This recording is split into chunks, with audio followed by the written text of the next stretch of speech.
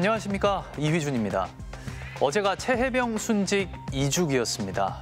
임성근 전 해병대 1사단장 구명로비 의혹에 대한 특검 수사가 급물살을 타고 있는데요. 오늘 스트레이트는 이 로비 의혹 수사와 관련해 중요한 단독 취재로 시작합니다. 신준명 기자가 나와 있습니다.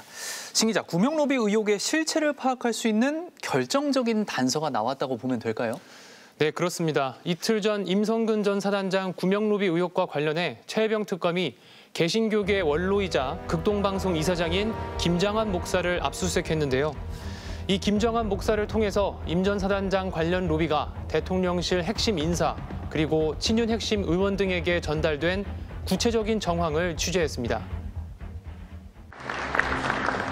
이틀 전인 지난 18일 최해병 순직특검 수사관들이 보수 개신교 원로인 김장환 목사가 이사장으로 있는 서울 극동방송을 전격 압수수색했습니다. 김 목사는 아시아인으론 두 번째로 세계 침례교 연맹 회장을 역임했고 대북 선교를 위한 기독교 방송국 극동방송을 50년 가까이 운영해왔습니다. 만 90살의 고령에도 불구하고 여전히 현역으로 왕성하게 활동하며 종교를 넘어 정치권에도 영향력이 큰 것으로 알려져 있습니다.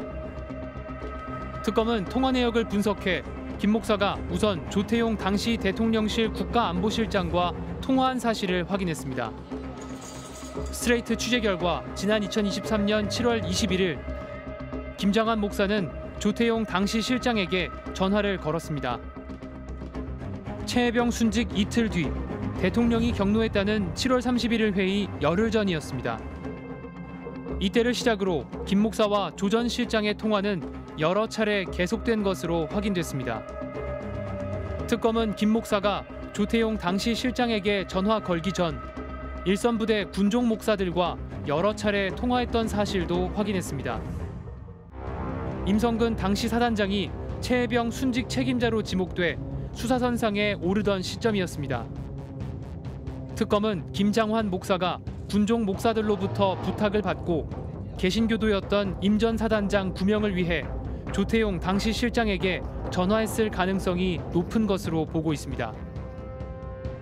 그리고 윤 전 대통령 경로가 있었다는 7월 31일 김 목사는 친윤 핵심 국민의힘 이철규 의원에게도 전화를 걸어 통화한 것으로 드러났습니다. 특검은 또 이철규 의원과 통화한 7월 31일 김 목사가 윤 전 대통령과 각별한 친분을 유지해온 고석 변호사를 직접 만난 정황도 포착했습니다. 고 변호사는 윤 전 대통령과 사법연수원 동기입니다. 지난 2012년 국방부 고등군사법원장으로 전역할 때까지 군에서 20년을 복무했는데 장군 진급대와 전역할 때 윤 전 대통령이 직접 찾아갈 정도로 막역한 관계로 알려졌습니다. 이종섭 전 장관의 육사 한기수 선배이자 박정훈 대령을 항명 혐의로 기소한 김동혁 국방부 검찰단장과도 돈독한 사이로 알려져 있습니다. 고 변호사 역시 이틀 전 특검의 압수수색 대상에 포함됐습니다. 김 목사와 임 전 사단장 사이 직접적인 만남과 통화도 있었습니다. 임 전 사단장은 최해병 순직 6일 전 김 목사가 해병대 1사단을 위문차 방문했고 순직 이후엔 자신에게 전화해 위로하고 기도를 해줬다고 밝혔습니다. 그러면서도 김 목사님께 구명로비를 부탁한다는 것은 상상조차 못할 일이라고 했습니다. 대통령실 핵심 실장과 친윤 핵심 의원, 대통령과 막역한 친구까지 광범위하게 접촉한 김 목사는 윤 전 대통령과 각별한 인연을 맺어왔습니다. 12.3 비상계엄 선포 얼마 전 서울 신라호텔에서 열린 국가 조찬기도회. 윤 전 대통령을 비롯해 정관계 유력 인사들이 총출동했습니다. 12.3 계엄 당시 계엄사령관을 맡았던 박안수 전 육군참모총장 등 현역 군 장성들도 다수 참석했습니다. 설교자는 바로 김장환 목사. 윤 전 대통령 사진이 표지에 실린 잡지를 들고 보여줍니다. 여기 여러분들 다 대통령님을 위해서 기도 많이 하시는 줄 믿습니다. 국회를 위해서 기도해 주세요. 군대를 위해서 기도해 주세요. 윤 전 대통령은 지난 2021년 3월 검찰총장에서 사퇴한 직후 먼저 김 목사에게 전화를 걸어 처음 만났고 김 목사가 여러 차례 대통령실을 방문해 기도를 해주며 친분을 유지했습니다. 하나님 믿어야 돼. 예수밖에 없고 우리 그동안에 그냥 외도 하다가 지금 다시 하나님밖에 없잖아. 여러 원로 목사들과 함께 윤 전 대통령에게 안수 기도도 해줬습니다. 하나님 아버지, 우리 윤석열 믿음의 가족 되기를 원합니다. 김건희 여사와의 만남도 이뤄졌습니다.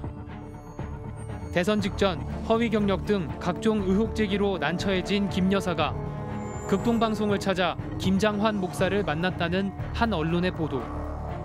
김 여사는 정기적으로 만나 뵙고 좋은 말씀을 듣고 함께 기도한다며 많은 위로를 받아 스스로 돌아보는 계기가 되고 있다고 말했습니다. 특히 무속 논란까지 제기돼 있던 터라 김 목사와의 만남은 무속 이미지를 탈색시키는 동시에 윤 전 대통령의 개신교표 확장에도 도움이 됐을 거란 평가가 나왔습니다. 이렇게 윤 전 대통령 부부와 각별한 사이였기 때문에 특검은 김 목사의 부탁이었다면 윤 전 대통령 부부가 임성근 전 사단장의 구명 요청을 거절하기가 어려웠을 걸로 보고 있습니다. 김 목사의 전화를 받은 조태용 전 실장이 윤 전 대통령에게 통화 내용을 보고했을 거라는 게 특검의 판단입니다. 또 이철규 의원과의 통화, 그리고 윤 전 대통령의 친구인 고석 변호사와의 만남에서도 김 목사가 임성근 전 사단장 구명 요청을 전달했는지 수사하고 있습니다. 동시에 김 목사가 윤 전 대통령 부부에게 직접 구명 요청을 전달했을 가능성에 대해서도 확인하고 있습니다. 오늘 오전 김장환 목사는 직접 설교에 나서 검찰의 압수수색에 대해 언급했지만 구체적인 해명 대신 자신은 기도해준 죄밖에 없다고 반박했습니다. 사단장을 살려주라고 그랬으면은 내가 당연히 해야 할 일이요. 나는 기도해준 죄밖에 없어. 그게 대한민국의 위법이라면은 공산당 나라보다 더한 나라예요. 왜 아멘 안 하지? 고석 변호사는 김 목사를 만난 적 있느냐는 질문에 처음에는 기억나지 않는다고 했습니다. 7월 31일 날 김장환 목사님이랑 만났다는 그런 얘기가 있어서 내가 그걸 7월 30일이 언제인지 2023 세월이 지나면 다 진실이 밝혀질 거고요. 하지만 통화 뒤에 직접 문자 메시지를 보내와 2023년 7월 31일에 김 목사를 만나지 않았다고 부인했습니다. 이철규 의원은 김 목사와는 가끔 통화하는 사이라면서도 구명로비 의혹에 대해서는 강하게 부인했습니다. 전혀 모르는 사람이야. 그분이 대통령과 얼마나 가까운 분인데 아니 그분이 무슨 일 있다고 나한테 부탁할 정도로 소통이 안 되는 사람이 아니란 말이에요. 아직 김 목사가 대통령 주변 인사들에게 정확히 어떤 말을 전했는지는 더 수사를 해봐야겠지만 그 내용은 대통령에게 전달됐을 가능성이 높겠군요. 네, 그렇게 봐야겠죠. 대통령이 격노했다는 2023년 7월 31일 회의. 이 자리엔 김장환 목사의 전화를 받았던 조태용 당시 국가안보실장도 있었죠. 이날 또는 그 이전에 대통령에게 보고됐을 가능성이 높아 보입니다. 실마리가 이제 풀리고 있지만 너무 오래 끌었던 것 같습니다. 네, 윤석열 정권에서 수사가 막혀 있었던 이유도 있지만 그동안 진실에 대해 모르쇠로 일관했던 관련자들의 책임도 크다고 할 수밖에 없습니다. 2023년 7월 31일 용산 대통령실 5층 집무실. 오전 10시 10분부터 진행된 대통령실 수석 비서관 회의 막바지에 국가안보실 관계자들이 참석한 문제의 회의가 진행됐습니다. 특검이 파악한 이 회의의 참석자는 모두 7명. 윤 전 대통령과 조태용 당시 국가안보실장, 김태효 국가안보실 1차장, 김용현 경호처장, 임기훈 국방비서관, 왕윤종 경제안보비서관, 이충면 외교안보비서관이 그들입니다. 2년 동안 대통령 경로의 진실에 대해 입을 닫았던 이들이 하나둘 진실을 말하기 시작했습니다. 없었다는 얘기가 그대로입니까? 경로는 정말 없었습니다. 김태효 전 차장과 이충면, 왕윤종 전 비서관. 이들은 특검 조사에서 임기훈 당시 비서관이 최상병 순직 사건 수사 결과를 보고하자 윤 전 대통령이 크게 화를 냈다는 취지로 진술했습니다. 그동안의 입장과 달라진 겁니다. 저희 앞에서 화를 내신 적은 없습니다. 그러면 이런 일로 사단장 처벌하면 누가 사단장 할 수 있겠냐 류의 내용을 들은 적이 있습니까? 저도 없고 그 주제에 대해서는 제가 아는 바가 없었습니다. 특검은 윤 전 대통령이 회의 막바지에 조 전 실장과 임 전 비서관만 남기고 다 나가라고 했다는 점도 확인했습니다. 그리고 이 세 사람의 대화 직후인 오전 11시 54분 특검은 대통령 집무실에 있던 전화, 즉 02-800-7070 번호로 이종섭 당시 국방부 장관에게 전화를 건 사람은 윤 전 대통령이 맞다고 잠정 결론 내렸습니다. 스트레이트는 이 800-7070 발신 전화를 받았던 이종섭 전 장관을 다시 찾아갔습니다.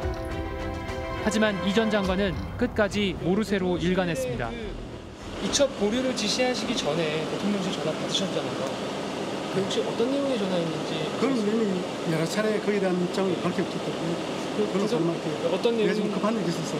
대통령실 전화는 누구의 전화를 가졌다고? 네, 그에 대한 입장은 분명히 여러 차례 밝혔기 때문에 그건 변함이 없습니다. 이번에 전반 그러다 경로설의 실체가 조금씩 보도되자 나흘 전 갑자기 언론 공지를 통해 대통령이 국방부 장관에게 전화해 지적과 함께 우려를 표명할 수 있다며 대통령으로서 지극히 정당한 행동이란 입장을 내놓았습니다. 사실상 800-7070 발신자는 윤 전 대통령이란 사실을 인정하면서 법적으로 전혀 문제될 게 없다는 논리를 펴는 것으로 해석됩니다. 결국은 지금 구속을 피하기 위해서 또 자기 보신주의로 가는 건 아닌가라는 착잡한 마음이 드는 거죠. 윤 전 대통령에게 수사를 보고하고 VIP의 경로를 직접 들은 것으로 알려진 임기훈 전 국방비서관. 최혜병 순직 4개월 뒤 별 하나를 더 달고 중장으로 진급해 현재 국방대 총장을 맡고 있습니다. 스트레이트는 임 총장에게 대통령의 경로에 대해 문의했지만 임 총장은 답변할 내용이 없다고만 전해왔습니다. 당시 대통령실 법률비서관.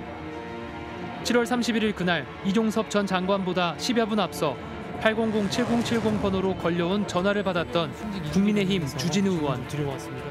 그 2023년 7월 31일 날 02-800-7070 번호랑 44초간 통화하셨잖아요. 당시 누구와 어떤 내용으로 통화하셨던 건가요? 당시 기억 안 날 만큼 해당 번호와 자주 통화를 하셨던 건가요? 국정조사에서 주 의원 측은 스트레이트에 대통령실 일반 전화로 불과 44초간 통화한 것은 일정 조정 등 단순 업무 연락으로 이 사건과 무관하다고 밝혔는데 전화 발신자가 누구였는지 묻는 질의엔 답하지 않았습니다. 박정훈 대령에게 대통령의 경로 사실을 전달한 걸로 지목된 김계환 전 해병대 사령관. 사령관은 저에게 이런 일로 사단장을 처벌하면 대한민국에서 누가 사단장을 할 수 있겠느냐며 경로하였다고 했습니다. 대통령이 국방과 관련하여 이렇게 화를 낸 적이 없다고도 했습니다. 하지만 김 전 사령관은 그런 말을 하지 않았다고 부인했습니다. 사령관 임기를 모두 채우고 지난해 말 전역한 김 전 사령관은 해병대 군사학과 석좌 교수로 임용된 상태. 김 전 사령관을 직접 찾아갔지만 그는 입을 굳게 다물고 답변을 피했습니다. 혹시 최상병 순직 사망 사고 관련해서 조사에 외압이 없었다는 입장은 여전하신가요? 저희 말씀 좀 여쭤보겠습니다. 저희 내일 특검 앞두고 계신데 좀 심정한 말씀 부탁드릴게요. 혹시 윤석열 전 대통령이 경로했다는 말을 누구로부터 전해 들으셨던 건가요? 앞서 박 대령과의 대질 신문은 왜 거부했습니까? 특검은 이틀 전 재판에서 박정훈 대령과 관련해 거짓 증언을 한 혐의, 모해 위증 혐의로 김 전 사령관에 대해 구속영장을 청구했습니다. 최혜병 순직 2주기였던 어제 해병대가 주관하는 공식 추모식은 유가족의 요청으로 비공개로 엄수됐고 최혜병 묘역에선 해병대 예비역 단체 주관으로 2주기 추모식이 조용히 진행됐습니다. 그리고 최혜병의 순직을 기리는 다큐멘터리 영화도 제작됐습니다. 고무장과 탐침봉만으로 내 성천 실종자 수색 작전에 투입된 해병대원들은 언론에 노출되도록 붉은 티셔츠를 착용했다. 영화는 상관의 부당한 수중 수색 명령과 실종 당시 최혜병이 느꼈을 공포에 초점을 맞췄습니다. 정작 우리가 잊고 있는 거는 그 젊은 해병대원이 순직을 하게 된 이유, 그때 그 친구, 어린 친구의 감정, 무서움, 두려움 이런 것에 대해서는 누구도 이야기하고 있지 않아요.